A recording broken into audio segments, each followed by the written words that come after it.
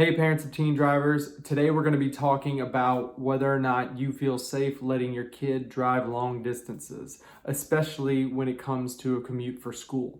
I was talking to a friend of mine just recently, and he happens to sell insurance, but not necessarily auto insurance. And we were talking about he lives on the North Shore, and his son goes to Jesuit here in New Orleans. And it's about a 30-mile commute, maybe a little bit more. The bridge itself is 26 miles. So regardless, not only is it a long commute, but it's a long commute over a congested bridge waterway experience, right? Which we all know has the potential for more accidents. He also mentioned that when his son is able to start driving and he feels comfortable, that his other son will be in the car with him. So we know there's a whole lot of issues going on there, right? And so I happened to tell him, hey, look, I have this group, Parents of Teen Drivers Facebook group, and we go over issues like this all the time. And we started hammering through it all. And he basically told me that I talked him out of letting his kid drive across the bridge pretty much forever. But it doesn't have to be that drastic. The point is, there's a lot of layers of issues that are going on with something like this. The first is it's the morning, right? And the kids are potentially tired. You have a long commute.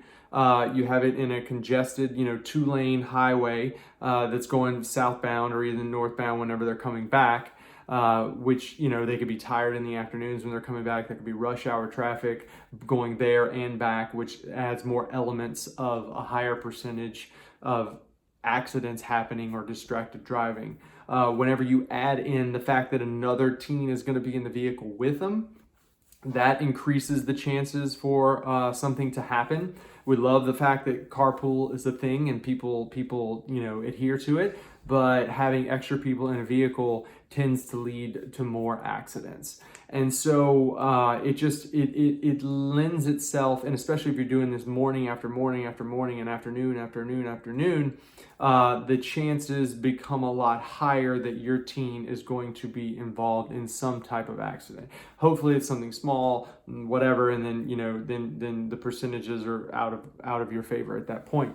But we just want to be thinking about these things and how nice it would be to, have the teens drive them, them and their siblings back and forth to school. Maybe if it's a short distance, that might be a little bit better. Things might be different. But at the end of the conversation, he and I basically concluded that, he has a lot of work that he does on the South Shore, and he is now just going to be looking forward to that one-on-one time with him and his kids as he drives them back and forth for the next couple of years.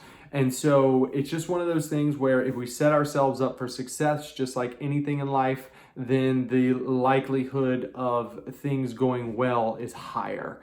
And so, luck is a thing, but a lot of people say, luck has to do with preparation and, opportunity and various things like that. So, don't let it be, don't be a victim of circumstance. Make it to where your kids are set up in the best position so that they can have the highest percentage of success while they're on the road. You can't prevent everything, but you can also put them in the best situations if possible. So again, my name is Seth Smiley from the Smiley Law Firm, and this is another edition of the Parents of Teenage Drivers Facebook group,